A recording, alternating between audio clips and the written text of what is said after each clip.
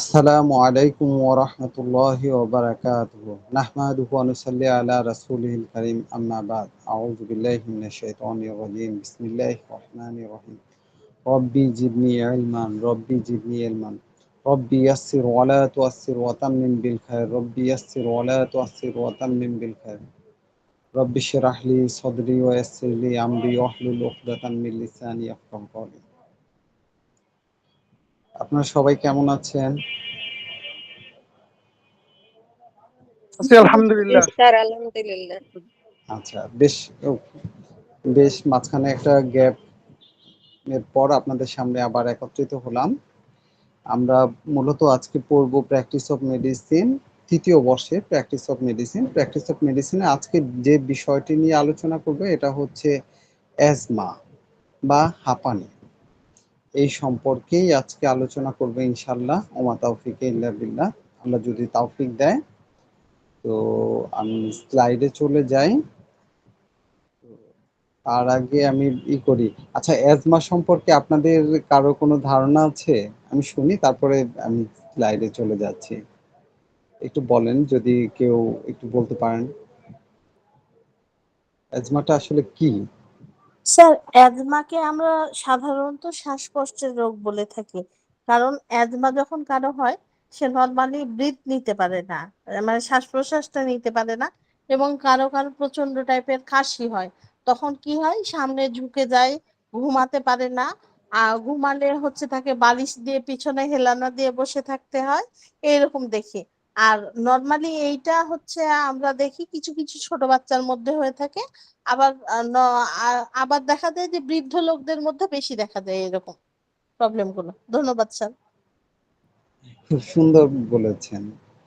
মানে খুব সুন্দর করে গুছিয়ে বলেছেন। আচ্ছা, আর কেউ বলতে পারবেন?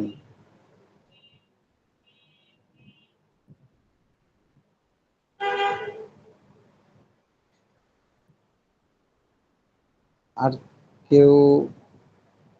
আচ্ছা, আমি স্লাইডে চলে যাই।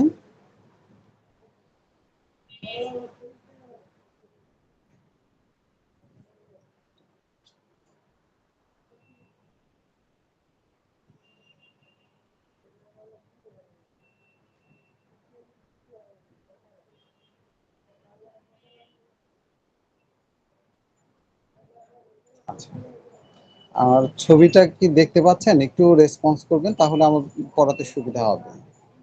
জি স্যার, দেখা যাচ্ছে। আচ্ছা, এখানে লেখা আছে what is an asthma attack, অর্থাৎ শ্বাসকষ্টের যে আক্রমণ বা শ্বাসকষ্টের আক্রমণটা কি, এই বিষয়টা নিয়েই আজকের যে বিষয় সেই বিষয়েই আলোচনা করব। আমি বেশ কিছু স্লাইড রেখেছি। তো এই অ্যাজমা কিন্তু অধিকাংশ হয় ব্রঙ্কিয়াল অ্যাজমা। অ্যানাটমিতে বলি ব্রঙ্কাইটিস, এর আগে আমি পড়িয়েছিলাম। ব্রঙ্কিয়াল ট্রি মনে আছে? যে ব্রঙ্কিয়াল ট্রিটা কি? স্যার, যেটার মাধ্যমে শ্বাস প্রশ্বাস যায় সেটাকে ব্রনকিয়া বলা হয়। আচ্ছা, শ্বাসক্রিয়া বলতে আমরা নাক থেকে, মানে নোজ, তারপরে ল্যারিংস, ফ্যারিংস, টাকিয়া হচ্ছে ওই যে মোটা যে শ্বাসনালীটা আছে না, রিং রিং, এর পরের যে ব্রাঞ্চগুলো আছে এটাই হচ্ছে ব্রঙ্কিয়াল। আর এটা গাছপালার মতো দেখতে, সেজন্য বলা হয় যে ব্রঙ্কিয়াল ট্রি, বা মানে অনেকটা, অর্থাৎ লাংসের মধ্যে যে শ্বাসনালী প্রথমে বড় একটি শাখা থাকে, সেই শাখা থেকে পরে যে ছোট ছোট বিভিন্ন শাখা, ব্রাঞ্চ, এমনকি অ্যালভিওলি বা বায়ু কুঠুরি পর্যন্ত যে মানে শাখা প্রশাখাগুলি আছে, এটা হচ্ছে ব্রঙ্কিয়াল ট্রির অংশ। তো এখানেই মূলত সমস্যাটা তৈরি হয়। সমস্যাটা কি হয় একদম সহজভাবে যদি বলি, আপনারা শুনেছেন যে মানে অ্যাজমা হলে কি হয়, যে শ্বাসকষ্ট হয়। হয় কিভাবে, আমরা যদি সেটা বুঝতে যাই তাহলে খুব সহজে বোঝা যাবে। এখানে একটা ছবি আছে, দেখেন, এই যে আমি বড় করে দেখাচ্ছি। এটা হচ্ছে যে এই যে গোল গোল যেটা আছে, এটা হচ্ছে মানে ব্রঙ্কিয়াল টির অ্যালভিওলি পর্যন্ত বিস্তৃত, কিন্তু মাঝখানে সবুজ সবুজ অংশ দেখতে পাচ্ছেন, লেখা আছে ইনফ্লামেশন, ঠিক জি স্যার। Mucus product. আচ্ছা, ঠিক মিউকাস প্রোডাক্ট। আর মানে এইটাই হচ্ছে আমাদের যে কফ আছে না, আমাদের যে কফ জমে সেটা এই ব্রাঞ্চ দিয়ে ঢুকে। অর্থাৎ একটা পাইপ লাইন যদি কোনো ঘন কোনো বস্তু দিয়ে মানে পরিপূর্ণ হয়ে যায় বা ঢুকে আবদ্ধ করে ফেলে, তাহলে কি সেখানে বাতাস চলাচল করতে পারবে? না স্যার। পারবে না। ঠিক একই ঘটনা ঘটে। আমরা সংজ্ঞাতে আছে, সংজ্ঞা পড়ে নিলাম, কিন্তু আসলে বিষয়টা বুঝতে হবে না যে আসলে ঘটনাটা কি হয়। এটা যদি ভালো করে খেয়াল করেন তাহলেই, যে এটাই মাত্র একটা মাত্র হচ্ছে বায়ু চলাচলের পথ। সেই বায়ু চলাচলের পথটা যদি দেখা যাচ্ছে এখানে মিউকাস বা কফ দিয়ে আবদ্ধ থাকে, বাতাস দেখা যায় অ্যালভিওলি বা বায়ু কুঠির বা ছোট ছোট যে মানে ছোট ছোট কুঠুরি আছে না, যেখানে বায়ু এক্সচেঞ্জ হয়, রক্তের সাথে অক্সিজেন এবং কার্বন ডাই অক্সাইড বিনিময় হয়, এই জায়গা পর্যন্ত পৌঁছতে পারে না। রাস্তায় বা মাঝখানে এই যে মিউকাসের কারণে আবদ্ধ হয়ে যায়। তো কিছু কিছু খোলা থাকে, কিছু কিছু আবদ্ধ থাকে, যার কারণে হয় কি যে একটু একটু শ্বাস নিলেও পরিপূর্ণভাবে নেওয়া যাচ্ছে না বা সেটা বের করে দেয়া যাচ্ছে না, এই আবদ্ধতার কারণে। আর তার থেকে যে অবস্থাটা তৈরি হয় এটাই হচ্ছে অ্যাজমা বা হাঁপানি। বুঝতে পেরেছেন? যে মানে ঘটনাটা বুঝতে পেরেছেন কিনা, যে এটা হয় কিভাবে? আমরা সংজ্ঞা পড়লাম, সংজ্ঞা পড়ে তো বড় কথা না, আমাদের আসলে বুঝতে হবে যে আসলে কিভাবে হয়।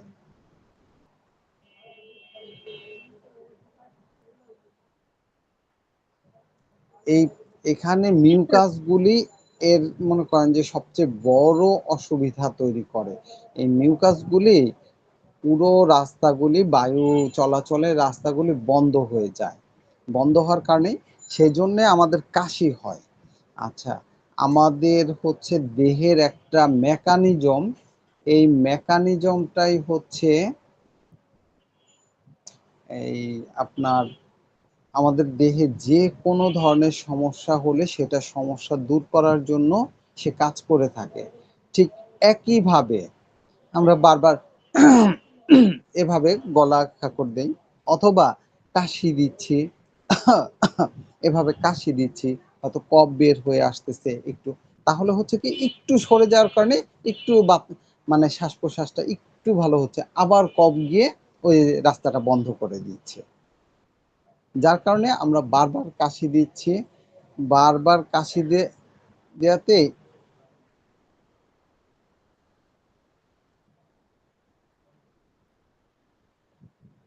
আমরা এই জন্য বারবার কাশি দিচ্ছি এবং বারবার কাশি দিয়ে এই রাস্তাটা পরিষ্কার করতে চেষ্টা করি। তো এই রাস্তা পরিষ্কার হয়, আবার কাশি দিচ্ছি। এজন্যে অনেক সময় কাশি দেয়, কাশি দিতে বাঁকা হয়ে যায়, অনেক সময় বমি করে ফেলে, তার সাথে কফ, মিউকাস বের হয়ে আসে। আসলে কিছুটা হয়, এটা হচ্ছে ন্যাচারালি একটা মনে করেন যে প্রতিরোধ ব্যবস্থা। কাশি হওয়াটা কিন্তু আসলে মানে একটা রোগের উপসর্গ, এটা যেমন। আরেকটা হচ্ছে ন্যাচারালি বা আমরা ভাইটাল ফোর্স বলি না, যে ভাইটাল ফোর্স নিজে নিজে আরোগ্য হতে চেষ্টা করে বা নিজে নিজে ভালো থাকতে চেষ্টা করে, সেই কাজটা হয় এখানে। যে সে করে কি, এই রাস্তাটা যাতে পরিষ্কার হয় সেই জন্যে চেষ্টা করে কাশির মাধ্যমে বা অন্য কোনো। এর মধ্যে কি হয় যে স্পাজম হয়, মানে ওই সংকোচন, একটু সংকোচন অবস্থা, এই এখানে যে মাসল গুলা এগুলি আরো মানে চেপে ধরে, বা কখনো একটু প্রসারিত হয় আবার চেপে ধরে, এরকম একটা অবস্থা তৈরি করে। ঠিক আছে? তো আমরা যদি এমনি মনে করেন যে এটা গ্রিক শব্দ, মূলত অ্যাজমার যে শব্দটা আছে এটা গ্রিক শব্দ। এটা মনে করেন যে আমরা তো এখানে দেখলাম, এর পরের ছবিটা দেখি। এই যে ওখানকার চেয়ে এই ছবিটাতে আরো সুন্দর করে বোঝা যাচ্ছে। দুই ভাবে হয়। একটা দেখেন, ছবি আমি দুটো দেখাচ্ছি। একটা, এই ছবিটার অবস্থা কেমন? এটা হচ্ছে দেখেন যে মাসল গুলাই চারিদিক থেকে মানে সরু হয়ে আসছে, যার কারণে বায়ু পথ যেটা ছিল প্রসারিত সেটা সংকুচিত হয়ে শ্বাস প্রশ্বাস নিতে কষ্ট হচ্ছে। এটা একটা অবস্থা। আমি মানে স্বাভাবিক অবস্থাটা দেখাই। এই যে স্বাভাবিক অবস্থা দেখতে পাচ্ছেন, স্বাভাবিক অবস্থা শেষে ওই যে গোল গোল আছে ওইটা হচ্ছে অ্যালভিউলি। আমার কথা দেখতে পাচ্ছেন বা শুনতে পাচ্ছেন? জি স্যার, দেখা যাচ্ছে, শোনা যাচ্ছে। আচ্ছা, ওই এই যে এই মাঝখানে এদিক দিয়ে সুন্দরভাবে স্বাভাবিকভাবেই যখন স্বাভাবিক অবস্থা থাকে এরকম খোলা বা ফাঁকা থাকে, এদিক দিয়ে আমরা খুব সহজে শ্বাস প্রশ্বাস নিতে পারি। আমাদের অ্যাজমা না, শ্বাসকষ্ট না, শ্বাসকষ্ট ছাড়াও আমাদের অনেক সময় শ্বাস নিতে কষ্ট হয়। কখন কষ্ট হয়? যদি দেখা যাচ্ছে প্রচুর পরিমাণে কফ জমে যায় বুকের মধ্যে। আমরা এর আগে পড়েছি নিউমোনিয়া পড়েছি, ব্রঙ্কাইটিস পড়েছি। সেগুলিতে আমরা জানি না যে এর মাঝে এই পথগুলিতে কি হয়, মিউকাস জমে যায়। তো শ্বাসনালীতে এই মিউকাস জমে যাওয়ার কারণেও অনেক সময় সাময়িকভাবে শ্বাসকষ্ট হতে পারে অথবা শ্বাস নিতে কষ্ট হতে পারে, কিন্তু এটা সেই অবস্থাটা কিন্তু অ্যাজমা না। অ্যাজমার জন্য দুটো বিষয় থাকে। একটা হচ্ছে যে তার বংশে কারো না কারো হচ্ছে যে অ্যাজমা থাকার একটা ইতিহাস থাকে। এটা হচ্ছে জেনেটিক্যালি বা বংশগত কারণে যদি অ্যাজমা হয়। আর আরেকটা কারণ হতে পারে, সেটা হচ্ছে যে অর্জিত। তাহলে অর্জিতটা কি বলবো, মানে অর্জিতটা কি? কেউ হচ্ছে প্রচন্ড ঠান্ডা স্যাঁতসেঁতে জায়গা অথবা ঠান্ডায় আক্রমণ করে অথচ সেই কাজগুলো বারবার করতেছে।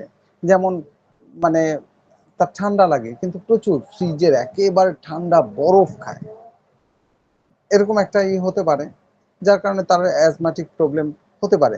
মানে তার যে এক্সাইটিং কজ, যে কারণে তার রোগটা হচ্ছে, যে কারণে সে অসুবিধায় পড়তেছে, সেই কারণটা দূর করতেছে না, বরঞ্চ উল্টো কাজ করতেছে। এই জন্য মিউকাস জমে জমে জমে জমে একটা পর্যায়ে এই অবস্থাটা দীর্ঘদিন থাকার কারণে এই অ্যাজমা হতে পারে। তবে অ্যাজমা কিন্তু ছোঁয়াচে রোগ না, যে আমি ছুলাম বা কেউ আসলো তার কাছে গেলাম বাস আমি অ্যাজমায় আক্রান্ত হলাম, এমন না। হ্যাঁ, ও আপনার হাঁচি কাশি এটাকে আপনার অনেকটা ছোঁয়াচে বলা যেতে পারে মেডিকেলের পরিভাষায়, কিন্তু অ্যাজমা কিন্তু মোটেও এরকম না। আর লক্ষণগুলো তো আপনার বলাই হয়েছে যে আমি লক্ষণ যদি বলি, আমি এটা ছোট করে, আচ্ছা লক্ষণগুলো কি কি আছে আমি আর মনে করেন যে নতুন করে সংজ্ঞা দিতে চাচ্ছি না। যে সংজ্ঞা মুখ দিয়ে যখন দেখা যাচ্ছে যে হা করে নিঃশ্বাস নেয়, স্বাভাবিকভাবে নিঃশ্বাস নিতে পারে না, নিঃশ্বাস আটকে যায়, বা মানে কখনো নিতে অসুবিধা হয়, কখনো নিঃশ্বাস ফেলতে অসুবিধা হয়, এই পুরো অবস্থাটাই হচ্ছে, এটা যদি মানে দীর্ঘ দিনের সমস্যা হতে থাকে তাহলে আমরা সেটাকে অ্যাজমা বলবো। আচ্ছা, তাহলে কি কি মানে সাইন সিমটম দেখা যাবে? একটা হচ্ছে স্বাভাবিক নাক দিয়ে নিঃশ্বাস নিতে পারতেছে না, মুখ দিয়ে নিঃশ্বাস নিচ্ছে। আরেকটা পেতে পারি যে মানে সে যে নিঃশ্বাস নিচ্ছে বাইরে থেকে সাউন্ড পাওয়া যাচ্ছে, সে বাঁকা হয়ে যাচ্ছে, রাতে ঘুমাতে পারতেছে না, মানে সোজা হয়ে টান টান ভাবে থাকলে তার একটু উপশম হচ্ছে, অথবা যদি একটু উষ্ণ বা গরম স্থানে থাকে তাহলে একটু আরাম বোধ করতেছে, কিন্তু যদি ভেজা আর্দ্র বা ঠান্ডা শীতের দিন শীতল স্থানে থাকে তাহলে এটা বৃদ্ধি হয়, বৃদ্ধি হতে পারে, এরকম একটা অবস্থা তৈরি হতে পারে। তো এরপরে হাপের টান যেটা বলি, অর্থাৎ ওই যে মানে শব্দ যেটা বাইরে থেকে অন্য কেউ শুনতে পায়, সাই সাই ঘর ঘর এ ধরনের বিভিন্ন ধরনের শব্দই হতে পারে। আর স্ট্যাথোস্কোপ দিয়ে আমরা যদি পরীক্ষা করি একদম সহজে, যে পরীক্ষার মাধ্যমে আমাদের অন্য সময় দেখা যাচ্ছে যে আমার লাংসে কোনো সমস্যা হলে স্ট্যাথোস্কোপ দিয়ে আমরা দেখি, পরীক্ষা করি, কিন্তু এই অ্যাজমা রোগীদের আসলে স্ট্যাথোস্কোপ দিয়ে পরীক্ষা করারও প্রয়োজন পড়ে না। আপনি যদি তার চেহারার দিকে তাকান তাহলেও বুঝতে পারবেন চেহারার অবয়ব, বাইরে থেকে সাউন্ড শুনতে পাবেন, এবং সে যে শ্বাসকষ্ট হচ্ছে নিচ্ছে, আপনার সামনে একজন রোগী থাকলে আপনি এমনি দেখেই নির্ণয় করতে পারবেন। আপনাকে বলে দিতে হবে না, ভাই আমার শ্বাসকষ্ট বা আমার এই সমস্যা, এই জন্য আমার এই অসুবিধা হচ্ছে, এটা তেমন একটা বলা লাগে না। তার অবস্থা দেখেই, এবং অনেক সময় অনেক সিভিয়ার অবস্থায় পুরো শরীর নীল হয়ে যায়। নীল হওয়ার একটা কারণ হচ্ছে যে ঠিক মতো অক্সিজেন নিতে পারতেছে না। আরেকটা হচ্ছে আমরা একটা নির্দিষ্ট সময় পর পর শ্বাস প্রশ্বাস নিতেছি, যেমন আপনার প্রতি মিনিটে দেখা যাচ্ছে যে মনে করেন যে ওই 18-20 বার 22 বার বা তার চেয়ে একটু কম বেশি হতে পারে, ওই সর্বনিম্ন হয়তো 12-13, মানে খুব বেশি এরকম কম বেশি আছে। তো আমরা নিঃশ্বাস নিই, কিন্তু এই বেচারা দেখা যাবে যাদের শ্বাসকষ্ট, খুব দ্রুত এভাবে দেখা যাচ্ছে খুব ঘন ঘন শ্বাস নিচ্ছে। এর একটা কারণ হচ্ছে যে এর যতগুলো সেল আছে সেই সেলগুলোতে পর্যাপ্ত পরিমাণে অক্সিজেন সাপ্লাই করতে পারছে না। আর পর্যাপ্ত পরিমাণে অক্সিজেন সাপ্লাই না করার কারণে তাকে বারবার খুব ঘন ঘন শ্বাস নিতে হচ্ছে।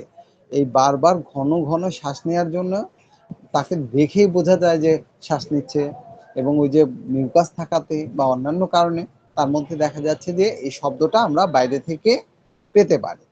এবার যদি আমরা কারণ দেখতে যাই যে এর কি কি কারণ, এই যে এখানে আরেকটা ছবি আছে যে মানে স্বাভাবিক অবস্থা কিছুটা যদি দেখা যাচ্ছে অল্প অ্যাজমা থাকে, আর সিভিয়ার অবস্থায় কেমন হয়, এখানে 3টা ছবি দেখে বোঝা যাচ্ছে না, এই যে স্বাভাবিক অবস্থা নর্মাল মানে এয়ারওয়েজ, অর্থাৎ এই যে বায়ু চলাচলের যে রাস্তা এটা স্বাভাবিক।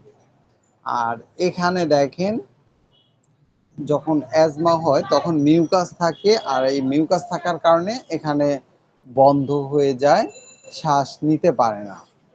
আর এটা হচ্ছে মারাত্মক সিভিয়ার অবস্থা যদি হয়ে যায়, তখন একদিকে যেমন মিউকাসে বন্ধ থাকে, আবার ওই যে মানে এই শ্বাসনালীর যে আছে এটা সংকুচিত হয়ে আরো মারাত্মক অবস্থা তৈরি করে ফেলে। গোল গোল যেটা আছে অ্যালভিউলি, মানে এটাকে একটা, এটা আঁকানো ছবি তো বোঝানোর জন্যই এখানে অ্যালভিউলি বা মানে এই জায়গাতেই ওই বায়ু গিয়ে এক্সচেঞ্জ হয় এবং জমা হয় শ্বাসনালীতে। এর মনে করেন যে অসংখ্য এই ধরনের এয়ার স্পেস বা কি বলবো যে অ্যালভিউলি দ্বারাই মূলত লাংসটা গঠিত হয়। এই যে এখানে আছে, এখানে বোঝানো হয়েছে নরমালি। আচ্ছা, এখানে আছে, আমি তারপরে কারণ বলি। এখন দেখেন এখানে কি করছে বলতে পারবেন কেউ, কি করা হচ্ছে? এখানে নিচ্ছে, অক্সিজেন নিচ্ছে, মানে ইনহেলার, যেটাকে ইনহেলার না, কি আচ্ছা, যেন আরেকটা বলে। হ্যাঁ, আর কেউ কিছু বলবেন? স্যার এটা ইনহেলার মাধ্যমে শ্বাস প্রশ্বাস স্বাভাবিক ইয়েটা পাওয়া যায়, এজন্য ইনহেলারটা ব্যবহার করতেছে। জি, হ্যাঁ, এখানে হচ্ছে ইনহেলার। ইনহেল অর্থ ওই যে শ্বাস প্রশ্বাসকে মনে করেন যে স্বাভাবিক অবস্থায় করার জন্য এই প্রক্রিয়াটা, এটা আমাদের নেই, হোমিওপ্যাথিতে নেই। এই জন্যে আমাদের একটা কথা মনে রাখতে হবে, আমি সবসময়ই আমাদের নিজেদের স্বার্থের চাইতেও রোগীদের স্বার্থকে সবসময় প্রাধান্য দিতে হবে। আমি এই জন্যই বলি ইনহেলারটা আমাদের নেই, অ্যালোপ্যাথিতে আছে। তো একটা রোগী আমার সামনে মারাত্মক শ্বাসকষ্ট হচ্ছে, আমি অ্যাকোনাইট দিলাম, আর্সেনিক দিলাম, অন্য একটা ওষুধ দিলাম, ব্লাটা ওরিয়েন্টালিস মাদার গরম পানিতে খাইয়ে দিলাম, আর মনে করলাম এখনই রোগীটা ভালো হয়ে যাবে। যদি দেখা যাচ্ছে যে না, সে একেবারেই শ্বাস নিতে পারতেছে না, তার মারাত্মক কষ্ট হচ্ছে, তাহলে কোনো অবস্থাতে এই কাজ করা যাবে না। না, আমি হোমিওপ্যাথিক ট্রিটমেন্ট করছি, আমি এটা দেব না। এটা না করে যদি আগে থেকে ইনহেলার ব্যবহার করে, তাহলে তাকে কখনোই বন্ধ করতে, সরাসরি প্রথমেই বন্ধ করতে বলবেন না। রোগীকে প্রথমে ইনহেলার বন্ধ করতে বলা মানে রোগীকে মৃত্যুর মুখে ঠেলে দেয়া বা অনেক বড় ঝুঁকির মুখে ঠেলে দেয়া। আপনার কাছে আসতে পারে, আপনার ট্রিটমেন্টের জন্য আসতে পারে একটা রোগী, যে আগে থেকে বললো স্যার আমি তো আগে থেকে ইনহেলার নেই, তো এখন আপনি ওষুধ দিলেন, আপনার ইনহেলার নিব কি নিব না। আপনারা কখনোই এই কাজটা করবেন না বা বলবেন না যে না আপনার আর ইনহেলার নেওয়া যাবে না। আপনারা এই কথাটা বলে দিবেন যে এখন আপনি ইনহেলার আগে থেকে নিচ্ছেন, অভ্যস্ত আছেন, ভালো কথা। আপনি নিবেন, তবে আমার ওষুধ খেতে থাকেন। আস্তে আস্তে যখন আপনার শ্বাস টান কমবে, যদি খুব কষ্ট না হয়, আপনি এমনি এমনি নিবেন না। প্রথমে চেষ্টা করবেন যতটুকু সম্ভব যে ইনহেলার ছাড়া যদি আপনি থাকতে পারেন বা যতক্ষণ থাকতে পারেন আপনি ইনহেলার ব্যবহার করবেন না। একান্ত যদি আপনার মানে বেশি সমস্যা হয় তখনই শুধুমাত্র ইনহেলার ব্যবহার করবেন, আর আপনার সাথে রাখবেন। আপনি যেখানেই যান, আপনার যেহেতু শ্বাসকষ্টের সমস্যা আছে, যে কোনো কারণেই হতে পারে, আপনার সাথে রাখবেন। আচ্ছা, অক্সিজেন আর ইনহেলার দুটো ভিন্ন জিনিস। অক্সিজেন হচ্ছে যে সে শ্বাস প্রশ্বাস না, এমনি অক্সিজেনের ঘাটতি হলো তাকে অক্সিজেন দেওয়া হয়। আর ইনহেলারটা হচ্ছে যে ওই যে আমি বায়ু নালীতে যে মিউকাসের কথা বলেছি না, এই মিউকাস গুলিকে মানে তরল করে দিয়ে শ্বাস প্রশ্বাস যাতে সহজে করতে পারে বা রোগী এই মুহূর্তে একটা আরাম বোধ করে, এরকম একটা প্রক্রিয়াতে কাজ করে হচ্ছে ইনহেলার। ইনহেলেশন অর্থ এই যে শ্বাস প্রশ্বাস নেওয়া ছাড়া, তো এটার কাজ করে বিধায় এটাকে ইনহেলার বলা হয়। তো এটার মূল কাজ হচ্ছে যে এই যে গাঢ় ঘন যে কফ আছে, এই ঘন কফটাকে যখনই আমরা ইনহেলার গ্রহণ করব তখন সেটা করবে কি, এটাকে তরল করে দেবে। যেই মাংসপেশিগুলো সংকুচিত হয়েছিল সেটাকে সংকোচন ছেড়ে দিবে, প্রসারিত হবে, তখন বাতাস স্বাভাবিকভাবে চলাচল করতে পারবে। রুগী যে কষ্টটা পাচ্ছিল বা শ্বাসকষ্ট হচ্ছিল ওই সময়ের জন্য বা সাময়িক সময়ের জন্য বা 2 ঘন্টার জন্য, 4 ঘন্টার জন্য বা ওই দিনের জন্য সে আরাম বোধ করবে। এই এটার ভিতর এক ধরনের মেডিসিন থাকে যেটা এই কাজটা করে, যে দুটো কাজ করে। একটা হচ্ছে সংকুচিত মাংসপেশিকে প্রসারিত করে, যে দিক দিয়ে বাতাস যাওয়া আসা করবে। আর দ্বিতীয় কথা হচ্ছে যে ওই মানে গাঢ় ঘন মিউকাস গুলোকে তরল করে দিয়ে ওই জায়গাতে বাতাস চলাচলকে স্বাভাবিক করতে সহযোগিতা করে। আচ্ছা, এবার বোঝা গেল যে ইনহেলারের কাজটা। আমরা আরো যাই, এখানে এই যে নর্মাল আপনার ব্রঙ্কিয়ালটি এবং অ্যাবনর্মাল, এটা আরো ছবিতে দেখিয়েছি। আচ্ছা, এবার আমি মানে কারণ বলি যে কেন আমাদের অ্যাজমা হয়। এই কারণগুলোর মধ্যে একটা আছে কৃমিজনিত কারণ। অবাক লাগে না? হ্যাঁ, কৃমিজনিত কারণে অনেক সময় শ্বাসকষ্ট হতে পারে। হঠাৎ করে এই কৃমি আমাদের শ্বাসনালীতে ঢুকে একটা বন্ধ করে দিতে পারে, এভাবে হতে পারে। বিশেষ করে বড় কৃমি, রাউন্ড ওয়ার্ম যেগুলি আছে, বড় গোল কৃমি, এগুলি বায়ুনালীতে ঢুকে বায়ুনালী ছিদ্র বন্ধ করে দিয়ে শ্বাস মানে কষ্ট তৈরি করতে পারে। এরপরে বিভিন্ন ধরনের ভাইরাসে অ্যাটাক করার কারণে, ব্যাকটেরিয়ার সংক্রমণের কারণে হতে পারে, ভাইরাস বা ব্যাকটেরিয়া।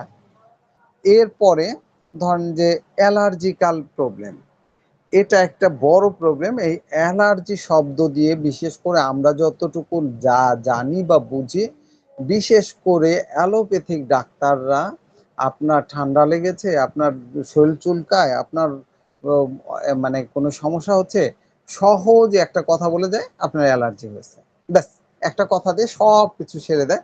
তার মানে রুগীরা জানতে চায় যে আমার কি হয়েছে, ভাই অনেক রুগীরই একটা বড় আগ্রহ, একটা কথা বললে ব্যস্ত রুগীরা চুপ, ব্যাস ওই এক কথায় অ্যালার্জি। কিন্তু এই অ্যালার্জির ভিতরে অনেক বিষয় আছে, যেমন ঠান্ডা থেকে অ্যালার্জি হতে পারে, পরাগায়ন, ফুলের যে গন্ধ রেণু আছে এর থেকে কারো শ্বাসকষ্ট হলে হতে পারে। এরপর কুকুর, বিড়াল বা এই ধরনের যে ওদের পশম বা ওদের গায়ে যে আছে ছোট ছোট উকুন বা বিভিন্ন ধরনের মানে কি বলবো পরজীবী, প্যারাসাইট, এই প্যারাসাইট গুলো মানে ওদের জন্য কিছু না, কিন্তু তো আপনার আমার জন্য অ্যালার্জির একটা কারণ হয়ে দাঁড়াতে পারে।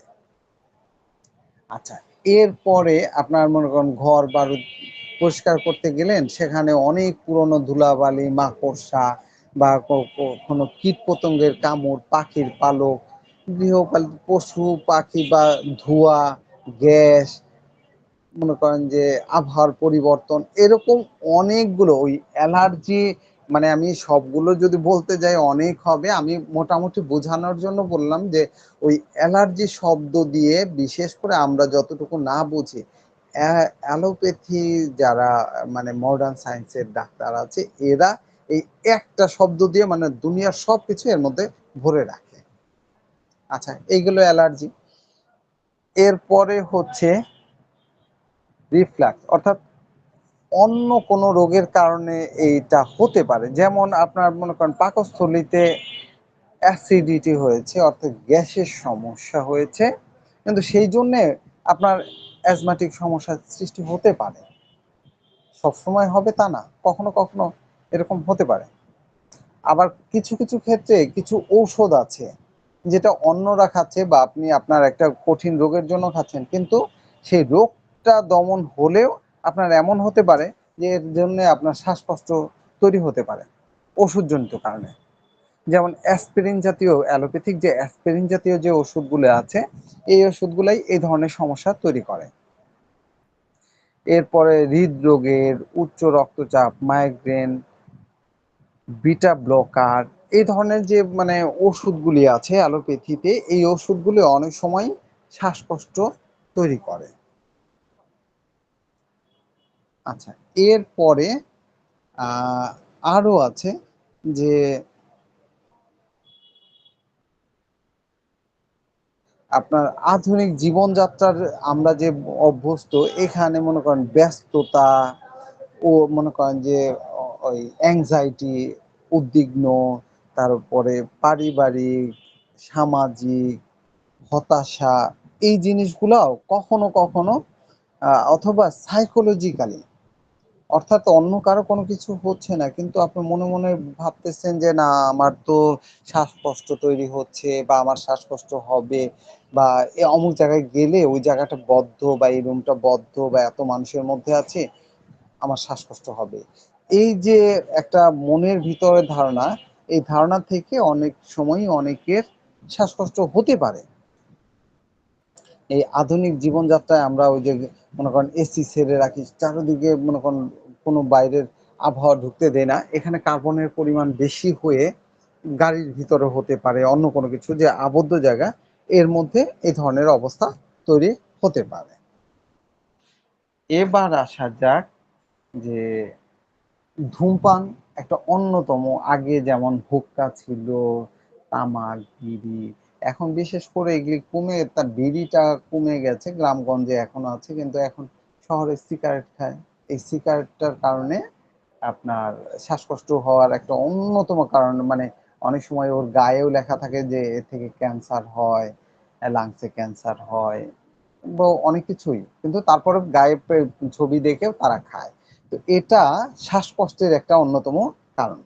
এরপরে আমি আগে বলেছিলাম যে বংশগত কারণ, বাবা মা অথবা দাদা দাদি, নানা নানি, মামা, তারপরে খালা, ফুপু বা অন্য কারো যারা ব্লাড কানেক্টেড যারা আছে, এদের যদি থাকে তাহলে হওয়ার সম্ভাবনা থাকে। আরেকটা হচ্ছে আমরা যেটা বলে থাকি বিশেষ করে হোমিওপ্যাথরা, সেটা হচ্ছে অন্য কোনো রোগ চাপা দেওয়ার কারণে অ্যাজমা হতে পারে। আমাদের অনেক ওষুধই পাওয়া যাবে যে ডায়রিয়া বন্ধ হয়ে শ্বাসকষ্ট, শ্বাসকষ্ট বন্ধ হয়ে আবার ডায়রিয়া, ডায়রিয়া এমনই, যেমন একজিমা, অ্যালার্জি জাতীয়, যে বিশেষ করে ওই চর্মরোগেও অ্যালার্জি বলে, শ্বাসকষ্টকেও অ্যালার্জি বলে অ্যালোপ্যাথিতে। মানে ওই যে আমি বললাম যে এক কথা দিয়ে অনেক কিছু বোঝায়, ঠিক এরকমই যে এখানে দেখা যাচ্ছে যে অ্যালার্জিক্যাল কোনো সেটা ট্রিটমেন্ট করতে গিয়ে শ্বাসকষ্ট শুরু হয়ে গেছে, এমনটা হয়। এটা বংশ। আর লক্ষণের কথা তো আমি বলেছি যে লক্ষণ তো আর ওইভাবেই না, ঘন ঘন শ্বাস নেওয়া, পর্যায়ক্রমে তীব্র শ্বাসকষ্ট, বুকে আটকে ধরা, আপনার ওই যে শ্বাস মনে করেন যে বাইরে থেকে শব্দ পাওয়া, অস্বস্তি, এমন হতে পারে। এবার আসা যাক যে এটা আমরা তাহলে এটা নির্ণয় করব কিভাবে। একটা হচ্ছে যে এমনি আমরা তাদের কাছে রুগীর কাছে যদি ইতিহাস শুনি, শ্বাসকষ্ট আসলে অনেক বড় ওই যে মনে করেন যে বড় বড় টেস্ট দিয়ে যে শ্বাসকষ্ট নির্ণয় করতে হবে এমন না, রুগীকে নিজেকে জিজ্ঞেস করলেই রুগী বলে স্যার আমার মারাত্মক শ্বাসকষ্ট, আমার মারাত্মক শ্বাস নিতে কষ্ট হচ্ছে, এটার জন্য আমাদের অন্যান্য টেস্টের প্রয়োজন পড়ে না, তারপরেও আমরা মানে করেন যে এই ক্ষেত্রে টেস্ট করাতে পারি। কি কি টেস্ট? ধরেন এক্স রে করাতে পারি, তারপরে ব্লাড সিবিসি করাতে পারি, তারপরে অনেক সময় ওই যে এই যে সিটি স্ক্যান, এমআরআই, এগুলিতেই হয়, কিন্তু আসলে প্রয়োজন পড়ে না এখানে। এই মনে করেন নর্মাল একটা হচ্ছে একটা দুইটা রোগীর সন্তুষ্টির জন্য হয়তো এক্স রে দিলেন আর ওই সিবিসি দিলেন আর দু একটা টেস্ট দিলেন, তাতে হলো। কিন্তু আহ, আপনার এতে আর রোগী নিজেই বলবে এটার জন্য আসলে শ্বাসকষ্ট হচ্ছে, এটা পরীক্ষা নিরীক্ষা করে এসে বলার প্রয়োজন পড়ে না। রোগী নিজেই বলবে যে স্যার আমার মারাত্মক শ্বাসকষ্ট, আমি শ্বাস নিতে পারতেছি না, আমি শ্বাস ফেলতে পারতেছি না। এই আর তাছাড়া আমরা কেস হিস্ট্রি নিব, ইতিহাস নিব। এবার যদি আমরা এই মনে করেন যে অ্যাডভাইস দেই, তাহলে আমরা কি কি অ্যাডভাইস দেব? আমাদের আরো অনেক ছবি আছে, আমি ছবিতে যাই, তারপরে এই যে ওই ছবিগুলো বিভিন্ন ভাবে দেয়া আছে, এটা বড় করে দেয়া আছে। এই যে ইনহেলারের কথা তো আমি বিস্তারিত বলেছি, যে এই ইনহেলার কাজটাই এই যে মানে এখানে ছবিতে দেখানো হয়েছে যে বায়ুনালী যেগুলি সংকুচিত ছিল, এই ইনহেলারের কারণে এই মিউকাস গুলোকে সে তরল করে দিয়ে শ্বাস প্রশ্বাস যাতে সহজে করতে পারে সেই ব্যবস্থা করে দেয় ইনহেলারের।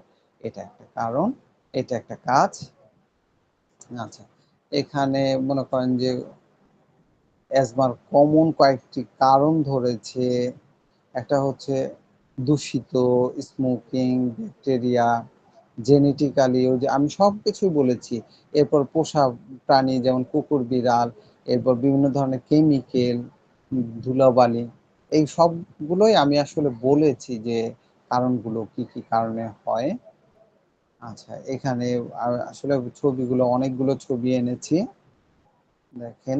এই যে এখানে এই ছবিটাতে খুব সুন্দর করে বোঝা যাচ্ছে, আমি পাশাপাশি দুটো ছবি করি, আহ, দেখা যাচ্ছে। এই যে মানে সংকুচিত হলে দুই দিক থেকে, একটা হচ্ছে মাংস পেশিগুলো সংকুচিত হয়, দ্বিতীয়ত মিউকাস এসে ভরে যায়। মানে কষ্টটা কোন দিকে দেখেন, একটা হচ্ছে প্রসারিত হলে মিউকাস হলো, ছবিগুলো দেখা তারপরে যাচ্ছে না। ছবিগুলো দেখতে পাচ্ছেন না? এখন দেখতে পাচ্ছেন? না স্যার, দেখা যাচ্ছে না। জি স্যার, দেখা তো যাচ্ছে। হ্যাঁ, উনার মনে হয় নেটের প্রবলেম। আমি দেখতে পাচ্ছি, মেবি উনার নেটের প্রবলেম। হলে হতে পারে। আমি তো এখানেই করছি। আচ্ছা, এমনটা হতে পারে, দেখা গেলে না গেলে সবারই দেখা যাবে না। আর জি স্যার। যেহেতু আচ্ছা, হতে পারে যে, আর আমার এখান থেকেও তো আমি নেট অবশ্য ডাটা এবং ওয়াইফাই দুটোই চালু করে রেখেছি। আচ্ছা, দুটোই চালু আছে। আচ্ছা, ওইটা স্যার উপরে ওনার ইয়া নাই। যে হতে পারে। আচ্ছা, ওনার ঠিক আছে। আচ্ছা, আমরা এইখান থেকে আচ্ছা, এই ছবিটা দেখেন যে এখানে এই যে বোঝা যাচ্ছে না যে কিভাবে মানে সংকুচিত হলে দুই ধরনের সমস্যা হয়, মানে দুইটাই বিপরীত। একটা হচ্ছে যে মিউকাসে ভরে যায়, দ্বিতীয়ত সংকুচিত হয় মাংসপেশি, যার কারণে মানে ওই অ্যাটাকটা অনেক বেশি মারাত্মক অবস্থা হয়ে যায়। তবে একটা বড় কথা যে আপনার এমনি রোগীরা যেমন খুব সহজেই মারা যাচ্ছে, কিন্তু শ্বাসকষ্টের রোগীরা মারা যেতে পারে। শ্বাসকষ্টের জন্য মানে মারা যাওয়ার চেয়ে কষ্টটা হয় মারাত্মক বেশি। তবে সিভিয়ার যদি মানে শ্বাস নাই নিতে পারে, তাহলে হয়তো মারা যেতে পারে, কিন্তু অধিকাংশ সময় ওই অবস্থা না হয়ে তাদের কষ্টটা অনেক বেশি হয়। এই যে এখানে অবশ্য ওয়ার্নিং সাইন দেয়া আছে এবং সাধারণ সিমটম, যে আগে কিভাবে বোঝা যায়। এবং আরেকটা হচ্ছে যে প্রথমে বোঝা না, পরে যখন এই অ্যাজমা হয় বা অ্যাটাক হয় তখনকার দুটা পার্থক্য করা হয়েছে এই ছবিটাতে। এই যে ইনহেলার সম্পর্কে আমি বলেছি। আচ্ছা, এবার এই যে দেখেন দুই কালারের দুইটা ইনহেলার রেখেছি, এটা একটা বিষয় বলার জন্য, যে মানে বাজারে যত ধরনের ইনহেলার আছে সব কিন্তু একরকম না। এই ইনহেলার গুলোতে মনে করেন যে যেমন সাবস্টেন্স ভিন্ন ভিন্ন হয়, আবার বাচ্চাদের জন্য আলাদা হতে পারে, বড়দের জন্য আলাদা হতে পারে, এবং সেইখানে ধরেন যে ওষুধের যে পরিমাণ বা এটা ভিন্ন ভিন্ন হয় এবং পার্থক্য হয়। যার কারণে এটা কালার দিয়ে অনেক সময়, বিশেষ করে অ্যালোপ্যাথিক ডাক্তাররা এটা বোঝার জন্যই এরকম ইনহেলারের কালারগুলো ভিন্ন, বা কোম্পানিগুলো কালারগুলো ভিন্ন করে। আমি এই ছবিটা এই জন্যই এনেছি যে একটা হচ্ছে যে বাচ্চাদের প্রয়োজন, ধরেন যে কথার কথা যে 250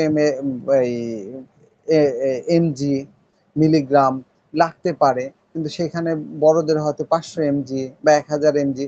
এই যে পার্থক্যগুলো হয় বাচ্চা মানে অ্যালোপ্যাথিক ওষুধের ডোজ এবং মাত্রা কিভাবে নির্ণয় করা হয় সেটা কি জানেন? এটা হচ্ছে যে অ্যালোপ্যাথি এবং হোমিওপ্যাথিতে দৃষ্টিভঙ্গিটা অনেক ভিন্ন। আমরা হোমিওপ্যাথিতে ধরেন যে রোগের আক্রমণ, অ্যাকিউট, ক্রনিক এভাবে অনেক সময় মাত্রা নির্ণয় করে থাকি। বড় ছোট হিসাবে একটু কম বেশি করি। কিন্তু অ্যালোপ্যাথিতে তা না। এখানে হচ্ছে মানুষের উচ্চতা, ওজন এর উপরে প্রতি কেজিতে ওনাদের একটা হিসাব থাকে যে পার ইউনিটে এত এমজি বা এতই, ওই হিসেব করেই ওনারা বাচ্চাদের জন্য একভাবে সাজেস্ট করে থাকেন, বড়দের জন্য আলাদাভাবে সাজেস্ট করে থাকেন। ওনাদের ওষুধগুলা সাধারণত এভাবে যে বড়, উচ্চতা, তার ওয়েট কতটুকু এর উপরে ডোজ নির্ণয় করে থাকেন। আর এটা ভিন্ন ভিন্ন হয় বিধায়ী এর কালারগুলাও ভিন্ন হয়ে থাকে। এটা বোঝানোর জন্যই আমি আসলে ২ কালারের ২ টা ইনহেলার ছবি এনেছি। আচ্ছা, এই অ্যাজমার এই বিষয়টা আমরা গিয়েছি। এটা অবশ্য কেটে দেখানো হয়েছে সেই পুরনো কথাগুলোই, যে স্বাভাবিক অবস্থায় কতটা প্রসারিত এবং আক্রান্ত অবস্থায় কতটা সংকুচিত।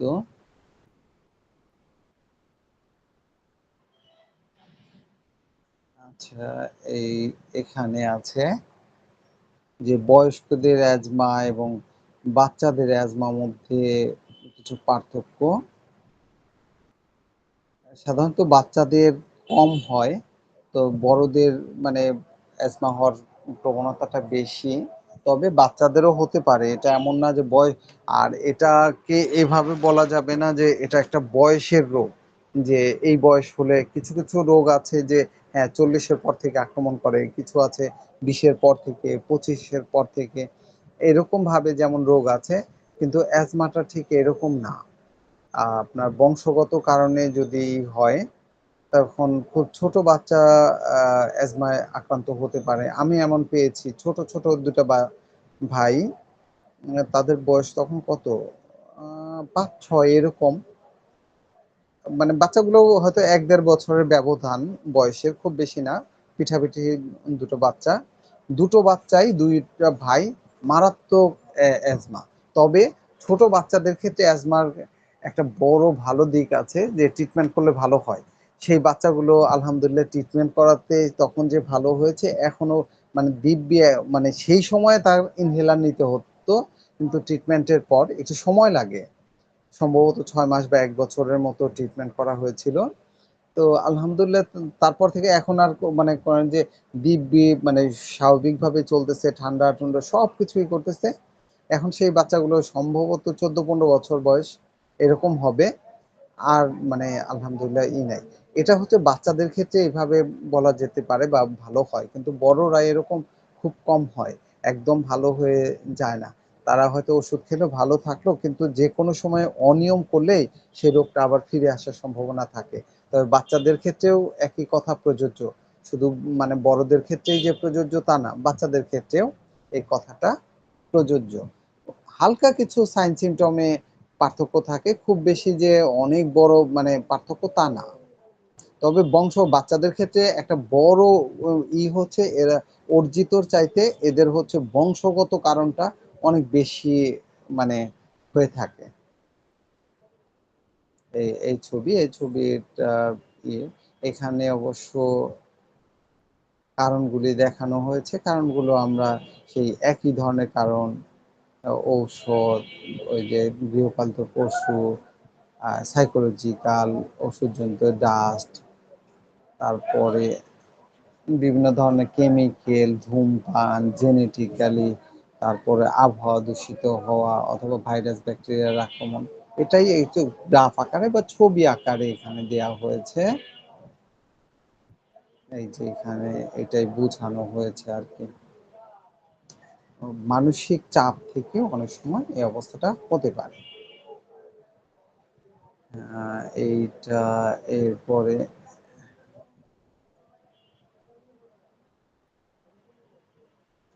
একই রকমই একই বিষয়গুলোই বারবার আসলে উঠিয়ে আনা হয়েছে। এখানে দেখানো হচ্ছে যে চেস্ট পেইন হতে পারে, ঠিক আছে, অনেক সময়। তবে একটা অ্যালোপ্যাথিতে একটা বড় আছে, এটা সব ক্ষেত্রে না, হয়তো শ্বাসকষ্ট হচ্ছে কিন্তু এরা অনেক সময় দেখা যায় গ্যাসের ওষুধ খায়। ওটা শুধু এদের ক্ষেত্রে না, এমনি স্বাভাবিক ক্ষেত্রে তখন দেখা যাচ্ছে যে কিছুটা রিলিজ পায়, কিন্তু সে ভালো হয়ে যাবে তেমন না। অনেক ক্ষেত্রে চেস্ট পেইনের জন্য অনেক সময় দেখা যায় গ্যাসের ওষুধ খায়, মূলত শ্বাসকষ্ট, অথচ গ্যাসের ওষুধ খাওয়া সত্ত্বেও কখনো কখনো কিছুটা আরাম বোধ করে। কিন্তু এটা সবার জন্য সব মানে অ্যাজমাটিক পেশেন্টেই অ্যালোপ্যাথিতে এরকম হবে তা না। আর সিভিয়ার মানে সিমটম গুলোই আসলে এখানে দেখানো হয়েছে।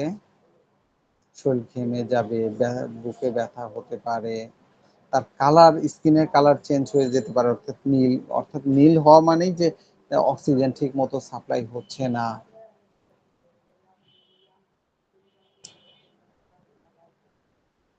মানে খুব ঘন ঘন শ্বাস নেওয়া বা মনে করেন উচ্চ শব্দে শ্বাস নেওয়া, এমনটা হতে পারে। এরকম এইখানে যে লক্ষণগুলি আছে এই সিভিয়ার অবস্থা এটা হতে পারে। এখানেও কয়েকটা কারণ দেখানো হয়েছে, ফ্যামিলি হিস্ট্রি, অ্যালার্জি,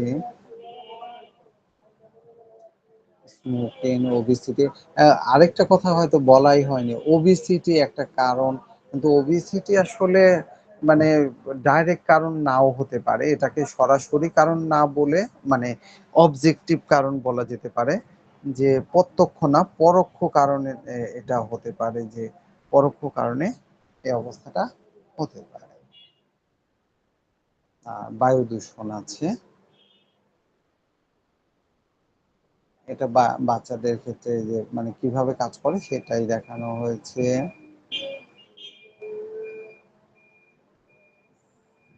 তবে একটা জিনিস, যে মুক্ত বাতাসে যে কারোই তুলনামূলক, যেখানে অক্সিজেন আছে, মুক্ত বাতাস, সেখানে তুলনামূলক অনেকেই ভালো থাকে। এমনি বদ্ধ ঘরের তুলনায়, বদ্ধ জায়গার তুলনায় মুক্ত জায়গায় অনেক ভালো থাকে। এখানে আরো সিমটম দেখানো হয়েছে, ঠিক আছে। এখানে বাচ্চাদের মানে লক্ষণগুলি দেখানো হয়েছে। আচ্ছা, আমরা এবার পরামর্শের দিকে যাই। আমরা অন্য কথা বলেছি যে এর জন্য আসলে কি পরামর্শ, যদি শীতকালে হয় আমরা যতটুকু সম্ভব শীত থেকে একটু গরমে বা শীত যেন আমাদের না লাগে এটা চেষ্টা করব। বিশেষ করে ঠান্ডা জাতীয় জিনিস, ঠান্ডা খাবার বা ফ্রিজের সরাসরি ঠান্ডা খাবার, এটা থেকে আমরা দূরে থাকতে চেষ্টা করব। এবং রাতে অনেক সময় দেখা যাচ্ছে যে একটু গরম আদা চা বা বিভিন্ন ধরনের অনেক সময় মশলা জাতীয় চা, লেবু চা, এগুলি অনেক সময় ভালো উপকার করে এই ক্ষেত্রে। আর মানে দেখা যাচ্ছে ধুলাবালি, ডাস্ট বা অন্যান্য যে বিষয়গুলি আছে, এগুলি থেকে আমরা যতটা সম্ভব আহ থাকবো, স্বাস্থ্যকর খাবার খাবো, সুন্দর পরিবেশে থাকতে চেষ্টা করব। যে কারণে ধুলোবালি বা যে কারণে আমাদের বারবার এই আক্রান্ত হচ্ছে, এই কারণগুলি দূর করতে চেষ্টা করব। এবার যদি আমি ওষুধের দিকে আসি, এতক্ষণ তো অনেক কথা বললাম, অ্যালোপ্যাথির কথা বললাম, এবার আমি হোমিও ওষুধের কথায় যদি আসি, যে আমরা তাহলে কি ওষুধ দেব। আমরা ট্রিটমেন্ট করব না তা না, আমি কিন্তু আপনাকে ইনহেলারের কথা বললেও এটা আমরা যে সবসময় বা একজন প্রাথমিক অবস্থায় আসলে তাকে ইনহেলার নিতে বলবো তা না। যদি পুরনো, অনেক পুরনো সেই ইনহেলারে অভ্যস্ত হয় তার কথাই আমরা সে লক্ষণ অনুসারে ওষুধ দেব। যেমন এখন আইটটা আমরা একেবারেই প্রাথমিক অবস্থায় যদি আসে, দেখা যায় হঠাৎ করে শুরু হয়েছে, তাহলে আমরা দিতে পারি এখন আইট। মনে করেন যে হঠাৎ করে আসা তীব্রতা, এই বিষয়গুলো ওর মধ্যে। এরপরে ব্লাটা ওরিয়েন্টালিস এই মেডিসিনটা বেশ ভালো সুনামের সাথে কাজ করে। এটা সাধারণত মাদার টিংচার আপনার গরম পানি দিয়ে যদি ওষুধটা দেয়া যায়, অনেক সময় শ্বাসকষ্টের রোগীদের বেশ ভালো উপকার পাওয়া যেতে পারে বা পাওয়া যায়। আর শুধু পটেন্সি মানে মাদার টিংচারে যে কাজ করে তা না, এরপরে 630 এই ওষুধগুলো মানে এই পাউডারগুলো কাজ করে। আর্সেনিক একটা ভালো মেডিসিন, বিশেষ করে শ্বাসকষ্টের, কিন্তু এর লক্ষণের সাথে মিলতে হবে। অবশ্যই লক্ষণের বাইরে কোনো কিছুই না। এরপরে ব্রোমিয়াম হতে পারে, তারপরে লোবেলিয়া, এমন কার্ড। আচ্ছা, এবার আমি একটা কথা, কমন একটা কথা বলি। কার্ভ যতগুলা জায়গায় পাবেন, ক্যালকেরিয়া কার্ভ, ব্যারাইটা কার্ভ, এখানে এমন কার্ভ, বা যত জায়গায় কার্ভ পাবেন, একটা কমন কথা মনে রাখবেন যে ম্যাক্সিমাম কার্ভের রুগীরা হচ্ছে মোটাসোটা, একটু থলথলে বা মোটাসোটা হয়ে থাকে। কার্ভ জাতীয় যে রুগীগুলো আছে, যে মেডিসিনগুলোর মধ্যে কার্ভ পাবেন, সেই মেডিসিনের রোগীরা সাধারণত একটু মোটাসোটা, থলথলে। খুব ভালো একটা মেডিসিন, বিশেষ করে বাচ্চাদের ক্ষেত্রে অ্যান্টিমটার্ট, খুব মানে ঘর ঘর করে নিঃশ্বাস নেয়। স্পঞ্জিয়া আছে, অ্যারালিয়া আছে, নেটটাম সালফ। ও আমার এখন মনে হচ্ছে নেটটামিও, নেটটাম সালফ। ওই যে আমি যে বাচ্চার কথা বলেছিলাম না, আমি বাচ্চাদেরকে মানে একটা পর্যায়ে নেটটাম সালফ দিয়েছি, নেটটামিও। ওই বাচ্চাগুলো ভালো হয়েছে আলহামদুলিল্লাহ, শ্বাসকষ্ট ভালো হয়েছিল। মানে আমি এটা বলার উদ্দেশ্য না যে এই ওষুধটাই আপনারা অ্যাপ্লাই করবেন। আমি এখন মনে পড়লো এই যে মানে কথা প্রসঙ্গে, এই জন্যে যে আমি এই ওষুধগুলা অ্যাপ্লাই করেছিলাম। অন্যান্য ওষুধও লাগে অনেক সময়, শুধুমাত্র একটা ওষুধ দিয়েই ভালো হয় না, অনেক সময় লক্ষণ চেঞ্জ হয়ে যায়, তখন ওষুধ চেঞ্জ হয়। মানে কোনো ক্রনিক ডিজিজ একক মেডিসিনে এর ভালো হয় এরকম খুব কম। প্রথমে একটা মেডিসিন, তারপরে দেখা যাচ্ছে যে ওটার যে মনে করেন যে এই গভীর ক্রিয়াশীল মেডিসিন সেটা লাগে, বা অনেক সময় সিমটম চেঞ্জ করে অন্য একটা লক্ষণে চলে যায়, তখন সেই লক্ষণে মেডিসিন দেয়া লাগে। এরকম গ্র্যাটিউলা আছে, অ্যাপিসনেল আছে, কার্বোফেস। দেখা যায় এরা পাখার বাতাস চায়, বদ্ধ ঘরে থাকতে পারে না এমন। এবং কমন আছে জাস্টিসিয়া, এটা গরম পানি দিয়ে খুব ঘন ঘন দিলে খুব ভালো কাজ করে। এরপর বায়োকেমিক যদি ফেরামফস, কেনিমিওর দেওয়া যায় একদম প্রাথমিক অবস্থায়, তাহলে বায়োকেমিকে নেট্রাম সালফ দিতে পারেন, নেট্রামিওর দিতে পারেন, কিন্তু মানে অবশ্যই এর লক্ষণের সাথে মিলিয়ে দিতে হবে। ডালকামারা, এই যে বর্তমানে সিজন চলতেছে, ডালকামারা, লাইকোপোডিয়াম, সালফার, এটা হচ্ছে যে যখন ভালো হতে গিয়ে আর হচ্ছে না, একটা পর্যায়ে থেমে গেছে, তখন হয়তো যদি সালফারের লক্ষণ আসে তখন দেয়া যেতে পারে। গ্রাফাইটিস, সাম্বুকাস, অ্যান্টিম আর্স, ক্যানাবিস ইন্ডিকা, স্যাঙ্গোনেরিয়া, এর সাথে যদি দেখা যাচ্ছে নাকের সমস্যা, ফেরামেট, কেলিব্রাইকম, ইপিকাক, যদি বমি বমি ভাব থাকে, এরকম আরো অনেক ওষুধ আছে যেটা আসলে রেপার্টরি করলে বা ম্যাথমেটিকা পড়লে আমরা অনেক মেডিসিন সম্পর্কেই জানতে পারবো, এবং অনেক মেডিসিন নিয়ে আমরা আসলে জানবো বা বুঝবো। তো আমরা সেই অনুসারে, লক্ষণ অনুসারে আমরা সেই মেডিসিন গুলো অ্যাপ্লাই করব। আচ্ছা, তো যদি সিভিয়ার অবস্থা হয়, দেখা যাচ্ছে যে আপনি কন্ট্রোল করতে পারবেন না, ইনহেলার দিলেন তাতেও হলো না, তাহলে অবশ্যই হসপিটালাইজ করবেন, আপনি রুগীকে ধরে রাখবেন না। আচ্ছা, এখানে একটা গ্রাফ দেখানো হয়েছে। আচ্ছা, মানে কত পার্সেন্ট কিভাবে হয়। আচ্ছা, তো আমরা প্রায় শেষ পর্যায়ে চলে এসেছি।